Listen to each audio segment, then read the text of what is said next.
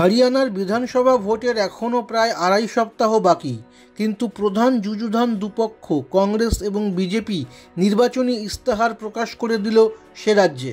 বুধবার কংগ্রেস সভাপতি মল্লিকার্জুন খাড়গে দলের তরফে ইস্তাহার প্রকাশ করেছিলেন।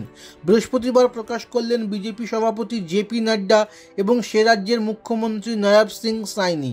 তাৎপর্যপূর্ণভাবে দুই ইস্তাহারেই রয়েছে পশ্চিমবঙ্গের মুখ্যমন্ত্রী মমতা বন্দ্যোপাধ্যায়ের লক্ষ্মীর ভাণ্ডার প্রকল্পের ছায়া।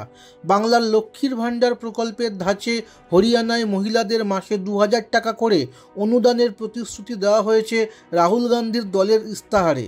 সেই সঙ্গে বলা হয়েছে, হরিয়ানায় কংগ্রেস ক্ষমতায় এলে রাজ্য জুড়ে হবে জাত গণনা, সামাজিক ন্যায় বিচার নিশ্চিত করতে অন্যান্য অনগ্রসর শ্রেণীর ক্রিমি লেয়ার চিহ্নিতকরণের ন্যূনতম বার্ষিক আয়ের মাপকাঠি 8 লক্ষ থেকে বাড়িয়ে 10 লক্ষ টাকা করা হবে।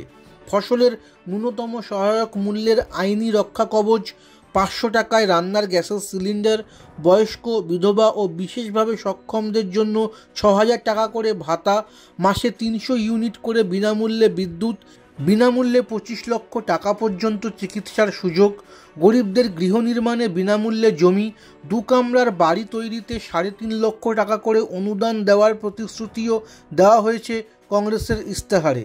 অন্যদিকে বৃহস্পতিবার প্রকাশিত বিজেপির ইস্তাহারে মহিলাদের লাডো লক্ষ্মী যোজনায় মাসে 2100 টাকা অর্থ সাহায্যের অঙ্গীকার রয়েছে বছরে 2 লক্ষ সরকারি চাকরি এবং রাজ্যের অগ্নিবীরদের জন্য সরকারি চাকরির নিশ্চয়তার প্রতিশ্রুতি। বিতর্কিত কৃষি বিলের অভিঘাতে লোকসভা ভোটে গ্রামীণ হরিয়ানায় খারাপ ফল করেছিল বিজেপি। সেদিকে নজর দিয়ে 24টি কৃষিপণ্য এমএসপির ভিত্তিতে কেনার কথা ঘোষণা করেছে নরেন্দ্র মোদী অমিত শাহের দল।